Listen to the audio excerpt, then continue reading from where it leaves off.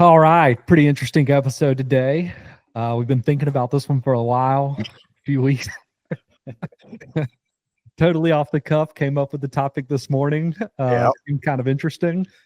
And the topic of the podcast today was, when are the thoughts of wanting to use going to go away in early recovery as you start your journey into getting sober? Mm-hmm. Yeah. And this is actually like, though we did just come up with this is a pretty common question that I hear on the therapy side, that it can be almost like an incessant, like just gnat or mosquito, just like, when is this going to go away? So I do think it's a pretty relevant topic for a lot of people. And it could also be really helpful to understand, if you're not an alcoholic or addict, what's it like for people. So Yeah.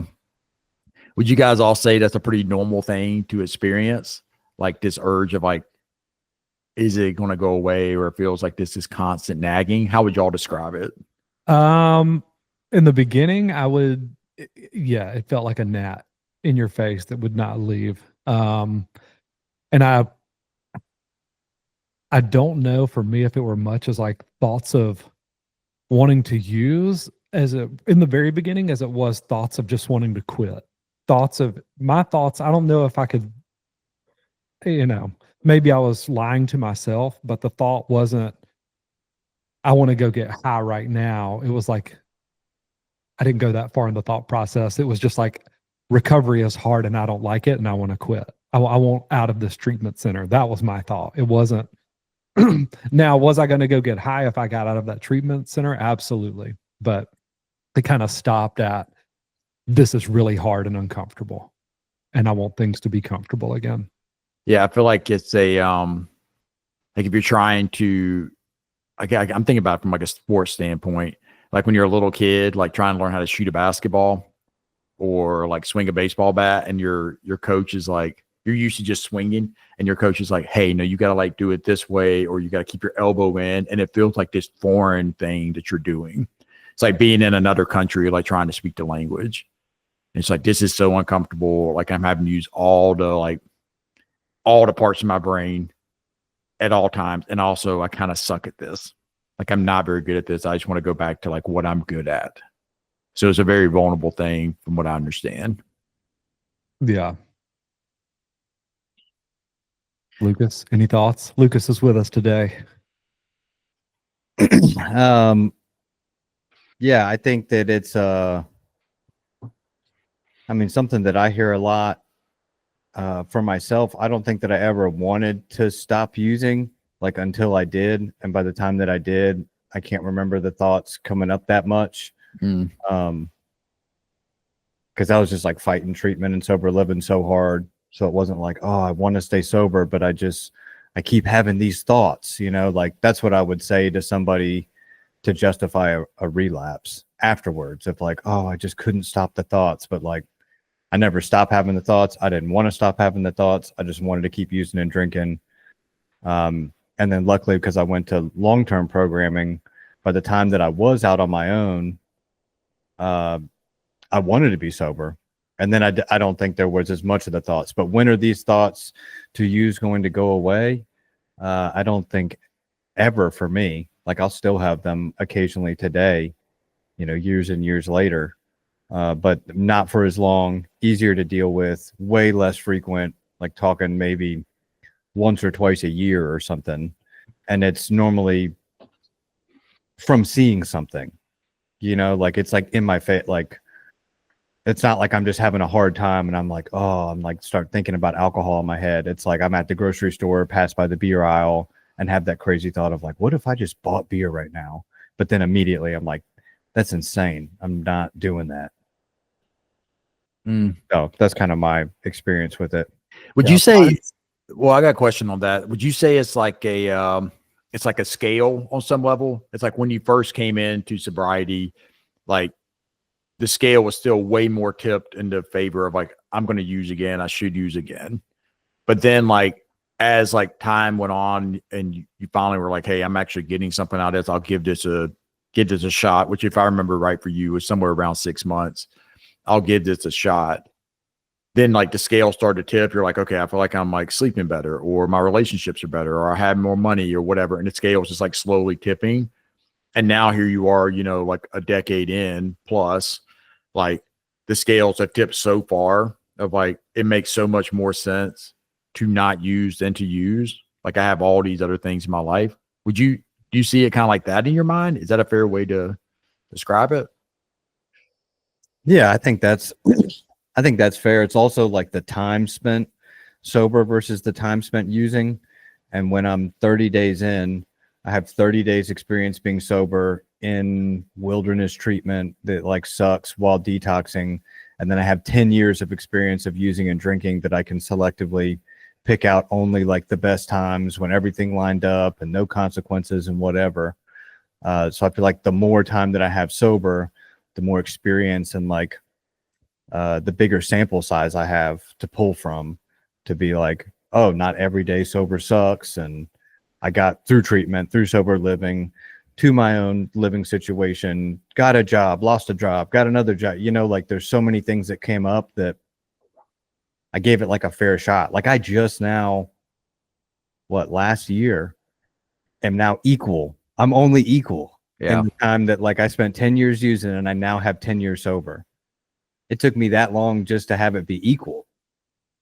But I would say the scales feel they way more quickly feel equal, if not leaning towards the sobriety, maybe only like 3 months in, 6 months in, 9 months in, definitely a year in feels like, all right, I've got enough experience here that this is way better than using drinking, at least as far as like the quality of my life. Like I would always be like, oh, it'd be way cooler to be able to do drugs, you know, like that part I think would always stick in there. But if I could zoom out, play the tape forward, the consequences is what I really didn't want anymore.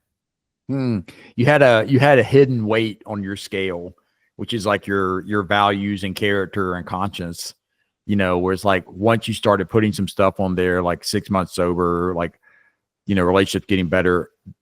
What you're saying is like it didn't take 10 years of being sober to finally like equal the weight of 10 years of using. It like pretty quickly like started to like, you know, balance out and shift more into favor of staying sober, which is really interesting. Yeah. I mean, probably because I had 15 years being sober before I started using, and I just had to like reconnect with that to realize that I actually have like 25 years of sobriety and like trying to live a decent life and having great support and all that. Cause I had that from, you know, being born to 15. I just totally lost touch with it in those 10 years. So I think the longer you stay sober, the more you reconnect again to those, like you said, those morals, those values, relationship support, to where then that kind of aids you. Yeah. And having little kids, I can imagine, you know, you see like, even though you may not be able to remember much about what happened in the first 15 years of your life, or, you know, like the memories are kind of like sporadic, that stuff really happens. You know, I mean, with your kids being as young as they are, they're not going to remember a lot of this stuff, but these things really are happening to them. They're having an effect on like their hearts and their brains and who they are as little people. So that counts, you know, that really does, even though you may not as a person be able to recall it. Yeah, for sure. It's cool. Yeah. One thing I wanted to touch on there is when Lucas said, you know, today maybe I only have 1 or 2 a year, like thoughts of wanting to go back or relapse thoughts. And I would say the worst, at least for me, I'll speak for myself, are dreams. Like if I have a dream, I'll have these crazy dreams sometimes where I like used in my dream and I'll wake up thinking like, oh shit, did that really happen? Like, did I smoke weed last night? Like what just happened? Those are the scariest. And then like, I'll notice that next day I'll kind of obsess on that dream of like, God, what would it look like if I did smoke? You know, I'm just questioning things more. But I'm in the same boat. It's like once or twice a year, maybe I'll have a thought, but that scale way tipped in the other direction. And I do think it's twofold. I want to say one thing about the scale. I think it is time removed from the substances, the drugs, alcohol, but something I tell every family that I talk to is that it's also experiencing wins in recovery. So, and y'all have heard me say it a million times, like filling up your pride tank, which I stole that from Campbell. But it's like being able to accomplish things and feeling good about those positive things in recovery speeds that process up and makes that scale tip a lot faster. And that's going to be different for every person. Like it depends on like, do you want to wallow in the crap that you just came from and say like, I don't want to get a job and I don't want to pay bills. And it's like, those are the very things that are going to give you a sense of self-worth and pride, is when you feel accomplishments. I agree. I have a pretty crazy dream story that happened when I was maybe like 2.5 years sober. We had just started Greenville Transitions. No, maybe I was like 3 years sober. Whatever it was, I had a chip and I kept it on me at that time. But so I'm like 3 years sober. I think I'm still like filling in like coaching at the sober living house. And so I go to bed, and then in my dream, I wake up from the coach's bed and leave and go get in the GT van. And I go down the street to CVS and I buy a bunch of wine coolers and I drink them in the parking lot. And this is like 2, 3 a.m. in the dream. CVS wouldn't be open, but this is a dream. And I get like hammered drunk, and then I go to leave and I get my car stuck in a ditch in front of the CVS because I'm drunk. And then a cop comes and he's like, what's going on? He's like pretty suspicious. And then the grossest thing ever happens. I grab that chip and I'm like, I'm not messed up. This is my 3-year sobriety chip. And he's like, whoa, I can't, like, I'm sorry. I'm so sorry. Obviously you're sober. Like, let me just get you out of this ditch and get you back home. And so I like get out of the trouble lying about my sobriety, and like, oh, it made me feel so bad. Anyway, so then I drive, and by this time I'm getting, once I finish up with the cop, I have like text messages from David that are like, where are you at? You missed morning meditation. The guys are like calling me, and like all these texts and calls from the guys that were like, where are you? We need our meds. Like, just feel so guilty and so bad. Then I drive back to the sober living house, and then I wake up from the dream in that sober living bed. And so like, I have never been so tripped out by a dream of like it feeling real as that in my life, because I woke up from that bed in my dream and I went back to sleep in that bed in my dream, and then woke back up in that bed. So it was like all one continuous thing, but that was an awful dream. Hey, and CVS might have been open. That was pre-COVID, before things started shutting down at 11. Yeah, it's true. Might have been. Yeah, it may have been a 24/7 deal. What did you do with that? Did you tell somebody about it? Yeah, for sure. I didn't feel like using it. Just felt like David's point of like, did that really happen? Like for probably like months, I would think like, is this like a repressed memory? And I've like pushed this down, and that did happen, and like, just nobody talks about it. And then to your point, David, I'd be like, probably not as much today, but I think in the first maybe like 2 to 5 years, I would just like out of nowhere just be like, do I really have 5 years? Like, I know I must have messed up somewhere along the way. Like sober living's kind of hazy. I probably did something there. Like my brain's like telling me like you don't have that the time sober you think you do. Like kind of this imposter syndrome may be kind of like fraud check thing, but the brain is an insane thing. Yeah. It's very similar to what I've had clients tell me over years of what it's like having OCD, where particularly if it's like fear-based OCD and it's like more like ruminations, you will worry about this thing you maybe did, and did this happen? Did I get away with it? Like, or am I sick and I just don't know it? And it can really spin up. So it makes sense on some level, like why somebody early in recovery or just in recovery in general would be prone to that, because very often there's anxiety, which is like a precursor to using, and like obsessions and OCD. It's just like a function of anxiety. It's just way it's manifesting. I will say to the therapist though, like, and this is just because I'm not skilled in it at all, and I don't even know if I have dreams anymore. When a client comes in and sits on my couch and like, so I had this dream last night, I'm just like, oh God, I got to do like dream interpretations here. Like, I don't know what I'm doing at all. So there are some therapists that are really good at like interpreting that. I have a funny dream story too. In grad school, you have to quit in your addiction counseling class. You have to quit something for 30 days as a way to like develop like empathy for your clients that you're going to be working with. So I don't identify as an alcoholic or addict. So it wasn't like I was picking like anything like that. But at that time in my life, I absolutely loved chocolate milk. And I probably had a glass of chocolate milk at least every day for going on like since I was a little kid. And I was like, all right, I'm gonna stop drinking chocolate milk. So I have the craziest dream like a week or so into it, in which I am in this like giant glass of chocolate milk that like I'm like a tiny little person in this ocean of chocolate milk, and then the getting stirred, like somebody is stirring up the chocolate milk, and it's like a whirlpool. And I remember just being like screaming, like going down the whirlpool of chocolate milk. And I woke up and was just like, what the hell was that? Like, what, why, you know? Um, and the answer is, I don't know why, but I did think that was very interesting. Like even chocolate milk, not even like not even like a serious substance, had like a weird dream like that when I had to like quit chocolate milk for a little bit. I think it's the brain's way of saying, hey, dude, come back. Come back to your dopamine fix, your sugar rush. Yeah. The Very, same way it is for me and Lucas around drugs and alcohol dreams. yeah. To me, Yeah. it always feels like similar to like what they call, what is it? The call of the void or the call to the void, like on a tall building, and your brain has that thought of like, what if I just jumped?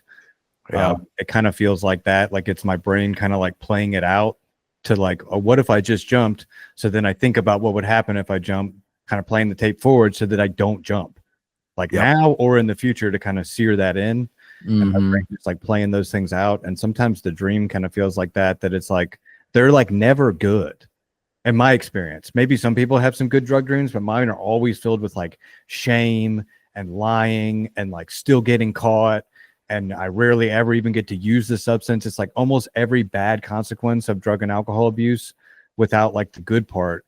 And so it kind of feels like my brain reminding me like this isn't a good thing, and like we just played it out in this dream. Like we ran a scenario. This is what it looked like. Like in my case, like that was awful. Who would be like, oh, yes, now I just want to go get some alcohol and play out what just happened in my dream? Like, very, very few people. So yeah. Well, I think that's the way of taking it, like having some gratitude around it. Like it's reminding me of like what it could be like without actually having to experience that. And that's yet another like little weight on the scale of like staying sober. Like I don't want this to happen.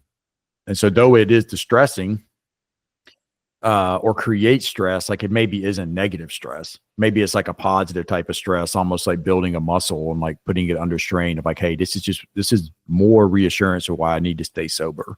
So I don't have to experience this. yeah, That's good. Go ahead. I was going to kind of pivot or like go back, but I was also thinking about, I feel like almost everything that we talk about with our guys that we work with or anyone that comes through our program, but especially our guys, because we work with their families as well, is like the parallel between the two of like the kind of parent, like codependency / like enabling, and then the guy we're working with is like use and drinking. And I was thinking about that same thought of like, when are these thoughts to enable or be codependent going to go away? Where like, that's not my first instinct. It's like, oh, my son just called me. He's got this problem. My first thing is like, let me just fix it. Let me call David. Let me call Lucas. I'll do this. I'll do that. And like, I've seen parents where over time, slowly they get better. They like hold themselves back. They're like, nope, I'm not going to do that. I'm going to practice, doing it this way. But I'm sure that thought still comes up, even like 3 years later, 5 years later, into their child sobriety of, oh, I'll just go fix it, and then still have to hold themselves back from it. So I feel like that parallel is always really interesting to me because it seems to always fit almost perfectly, being the same thing for both parties. Is that something that y'all have seen with like your parents, like your moms, of like they still, years into your sobriety worry like if you're okay, or have they ever said anything like that y'all have heard?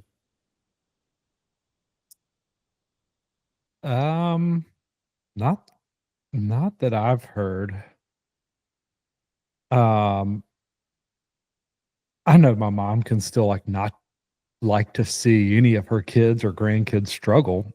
um, but no, I don't think she's been worried about me to a sense of like, I don't like, are you okay in a terms of like, are you going to go use again type thing? Which my mom got, I mean, I was in a pretty dark place before I got sober, like suicidal, really dark. And I think she got drugged down into a pretty dark place too, to where I know like I've had several conversations with my mom today, and she's like, my prayer became for God to either save you or take you. But I can't do this in between anymore of like the in and out and watching you struggle and ruin relationships in your life and burn jobs to the ground. And like, if that's what's going to continue, I'd rather God just take you. So like, that is my prayer, is like, God, take him from this earth if this is the struggle, the battle that he's going to have to fight, or show him the light, like let him be saved. And I would venture that she still has that attitude today, that if like I went back to that dark of a place, that she would just, I think she knows now that, hey, this is out of my hands, it's out of my control. I think she did a good job of realizing that. Yeah, It's super heavy. yeah, it makes sense. What are you gonna say, Lucas? I was gonna say I don't notice it much with probably ever with my dad, but with my mom, it actually just happened recently. And it was because I think it's like, something needs to come up in the environment. And so I can't think of any time where it seemed like they thought that I was like using or drinking again, or were like kind of looking at my eyes or anything like that. But I remember I was actually down here, we were shooting this podcast, and a family, like past neighborhood friends of ours, their son had passed away at like 15, and it was like a real tragedy. And I think my mom was like feeling for her friend, this young man's mom, and her first thought was like, where's my son? And so she like came home and she kept like calling for me, and I was in here and I was like trying to be quiet, and I kept hearing, and she's like knocking on the door, and I'm not answering because it's like people know that if I'm in here, I'm in here and I'm doing something. But afterwards, I saw kind of like the fear in her eyes, and she like hugged me and was like, I just wanted to know that you were all right. And so maybe something like that happened, and that kind of like triggers that old fear of like, well, where's my son and what's he doing? Is he okay? Yeah, it's very similar to the dreams, I think, for parents, because it's just preparing you for situations. Like, let me run this scenario in my mind so I'll be able to handle it okay. Then maybe I won't feel as much pain. Maybe I'll know what to do. And I think our brains are just wired to constantly like anticipate, worst case scenarios. So when those scenarios happen, we're able to like actually get through it.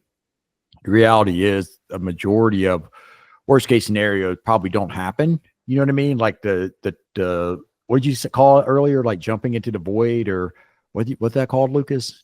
The call of the void, or the Call the void, right? Like most people are not going to jump off the bridge, but what if I did? Let me just run this scenario, But when you're talking about addiction and especially early recovery, there's a really high chance that there is going to be a relapse, like, so let me prepare myself, either like willingly or not. Let me prepare myself for that heartbreak and worry and anxiety that may happen. So it makes a lot of sense, like both on a logical level, but and also even just like a survival mechanism of why people do that. And it does take, it's kind of like that scale. It takes time, time for it to start to shift a little bit, and you can have more confidence that like my son is okay, my daughter is okay. Yeah. Yeah. Going back, I want to go all the way back to you talking about your school and giving up chocolate milk, or having to give anything up that you liked on a daily basis. What was it? You explain this. I'm fumbling over my words. It was an assignment in our addiction counseling class that we had to give up a behavior or just something that we enjoyed. We had to give it up for 30 days, and we had to do that project twice. But one of the ones that I gave up was chocolate milk. And then I had a crazy ass dream in which I was in a whirlpool of chocolate milk. Yeah. So I would challenge any parent that watches this to try that, to do that exercise. Like if they're wondering how much is my son or daughter struggling, or how often are they having these thoughts of wanting to go back to that drug or alcohol, like do it with your cell phone. Put your cell phone away for a week and see how many thoughts you have of wanting to go back to it, or put your whatever. If you like to have a sweet treat at the end of every day, like your chocolate milk, put that and see how many thoughts you have of wanting to go back to it, and then amplify that. Like now let's ramp it up to just imagine like what your son or daughter is feeling if they truly were relying on drugs or alcohol that were rewiring their brain chemistry. Yeah. Yeah. The other thing I gave up was hitting the snooze button. And I do think this exercise and this challenge to people is really important because you learn something about yourself in doing this. Not only do you have like more empathy for other people who are trying to quit, but you learn something about your character and maybe some of your own like defects, if you will. But I, by nature, am like a very stubborn person, and on the surface, really like agreeable, pretty pleasant guy. But if you get me like locked down on something, I can be really stubborn. And the other thing I gave up was the snooze button, and I was not going to hit the snooze button for 30 days. And so I came up with some strategies for this. I wasn't super excited about this project. And I would put my phone on the like other side of the room, and I would just get up with my alarm and off, turn it off and just keep moving to the bathroom and just going about my day. Well, I did this for 29 days in a row. And then it got to day 30.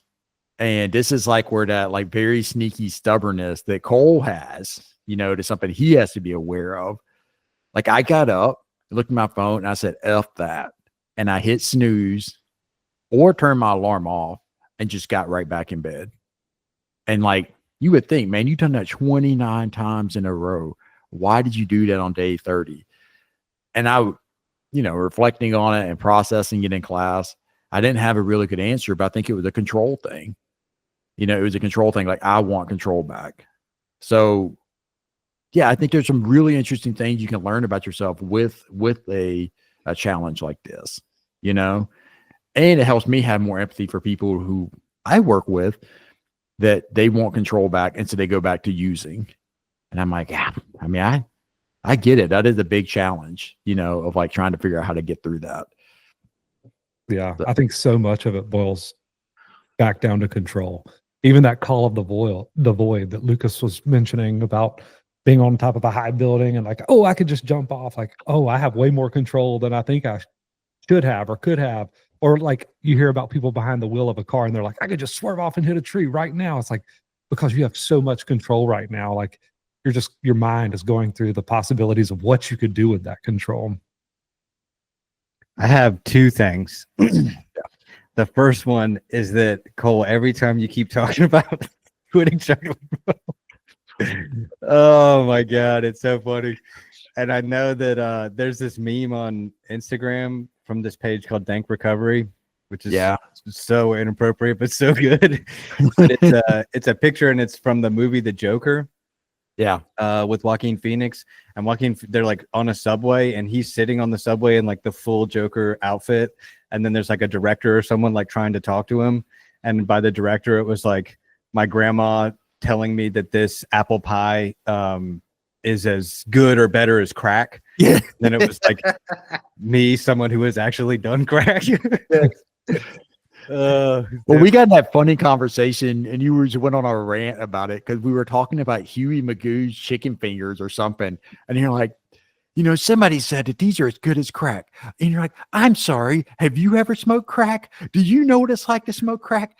These chicken fingers are not as good as crack. And then you just went off on a whole like tangent and it was absolutely hilarious. Yes. Yeah.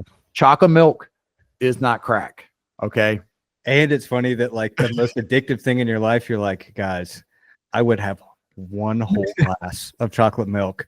And I'm waiting for you to say after every meal, once an hour, 6 times a day. You were like, literally every day, once a day, I would have one whole. And I mean, the glass was this big. I'd fill it to the brim. It was a full 8 ounces. I gotta say that's impressive though, because he did say from like childhood. So from childhood to now college days. No, Well, I think and I you're in think grad school. the patterns still get so set in, and it's I, it's I just feel the need to somehow validate my badassness that, dude, it was a big glass of chocolate yeah. milk. Okay. And it was a lot of It's chocolate. one of those sports cups you get at a college football game. It was like this Yeah. big. I actually did in high school. That was my thing. And my wife can attest to this. Like every day with 2 sausage biscuits, and I would had like I don't even know what it was, but like a big like thing like this full of chocolate milk. And I wouldn't stir it. I would shake it. And she would always like die laughing, like when she would come, like get in my truck and I'm like sitting there half asleep, eating my breakfast before we go into class. And I'm just like shaking my like giant thing of chocolate milk. Look, I know it was addiction counseling class. I wasn't going to do anything like crazy serious. You know what I mean? Like then we had to share on it. But yeah. Hold on. Here's the real question. How many seconds were you? And what I mean by that is everybody counts the seconds as they're squirting the Hershey chocolate into their milk. They're like 1, 2, 3, 4. Okay. And then they cap it. So were you like a 4-second guy? Were you like a 10-second guy? dude, I'm a instead of a second guy, I'm like it's got to fart a couple times. You know, we gotta fully compress this thing, and it sputters. Yeah. And then we got to do another squeeze or so, or I'm actually a pretty big like chocolate powder guy. So Shout out Ovaltine. Hey, Ovaltine, Nesquik, sponsor us. Come on. Yeah, I'm doing several scoops of those, and what's interesting is I now put that in my coffee, so I don't really drink chocolate milk anymore because I'm basically drinking chocolate coffee every morning. But I certainly have like my numbers, and it's usually like 10 little scoops of our tiny little coffee stirrers, and I'm just like I'm throwing it in there. This is making so much make sense right now. So much. I know. Big mocha guy. Big mocha dude. Big mocha and my second thing was to your point, David, of like for a parent to and like specifically give up the cell phone. I feel like that one is so good because you would have all of these like very legitimate concerns about it. And that's like how legitimate it feels for the addict alcoholic bringing up these concerns of like, well, I need to do it for this, or I need to do it for that. It would feel just as legitimate as the parent being like, well, I have to have my calendar. Like I have a job that I support a family with that I need to like have this and get text messages and get phone calls and whatever. Like it would be just that justified in the addict alcoholic's mind for like whatever stuff they would bring up. And from the outside looking in, you'd be like, oh my God, that's not like a real thing, or not. It's not a real thing, but it's like, that's not a good reason to not stop doing these drugs and alcohol. So I feel like that'd be such a good example for parents to like, that is how messed up it would feel when someone's like, hey, you should quit this. And it's like, are you insane? I would lose everything. I'd lose my job. I wouldn't be able to support my family. I'd be 2 bad decisions away from like living in a box. I would imagine most moms would say their first thing would be, but what if there's an emergency? Mm-hmm. And to that point, it's like, if an addict doesn't have their fix, everything is an emergency. Everything. That is an emergency. Mm-hmm. You make it an emergency to get your fix. It's got to be an emergency. Yeah. So one thing I want to add into this podcast, just to give perspective on like how these scales can tip. I just kind of want to talk through my timeline of starting a lifestyle of recovery. And in the first week, 2 weeks, every single day I wanted to quit. I wasn't allowed a phone call every day. It was like every other day in the beginning, but every time I got that phone call, I called my mom and begging her to come pick me up. I wanted to quit. And again, if I took that thought process a step further, it would have been to get high, to go back to what was comfortable to me at the time. But all I could think about was, and I need somebody to save me. After like a couple of weeks of wanting to call every single day, it backed off. And I don't know if that was what my mom was telling me, what counselors were telling me. Maybe it's starting to experience a little bit of self-pride, worth through working in the program I was in, but it backed off to maybe 2 or 3 times a week. And that went on for 2 or 3 weeks. So now we're past a month. And then it backed off to maybe I just wanted rescuing like once or twice a month. So it's like slowly tapering off. To eventually, like 5 months down the road, 6 months down the road, I'm not having many of those thoughts anymore. I'm feeling good about myself in recovery. And then it was around the 11-month mark, and I went against my sponsor's advice. I got a girlfriend. Whoa. Yeah. A lady. Yep. I introduced a relationship into my life. Or maybe it was like, yeah, around 11 months, 11, maybe even 12 months. No, I didn't have a year yet. I know that. So maybe 10, 11 months. Then we went through a rough patch, a breakup. And that devastated me. That Shocker. was like the first, like, throw the scales back in the other direction. Like things aren't going my way. I'm starting to like, all the things that were said to me before I got sober of like, you're not good enough. You're never going to be good enough. All those thoughts were coming back to the forefront of my mind. And I called my mentor at the time, my sponsor, and I said, you know what? I think this is just not for me. I'm going to go get messed up tonight. Like I'm not going all the way back out, but I'm going to go drink. And he said, stay where you are. I'm going to come pick you up. Let's just ride around for a minute. Dude, if you still want to drink after we talk, I will take you to the liquor store. Like, I'll take you there. Hell, I'll buy it for you. But let me just come get you. And he came and picked me up, and we rode around and talked. And I did what I was always told to do. People told me, like, when those thoughts come up, reach out to someone who understands you, who's in recovery.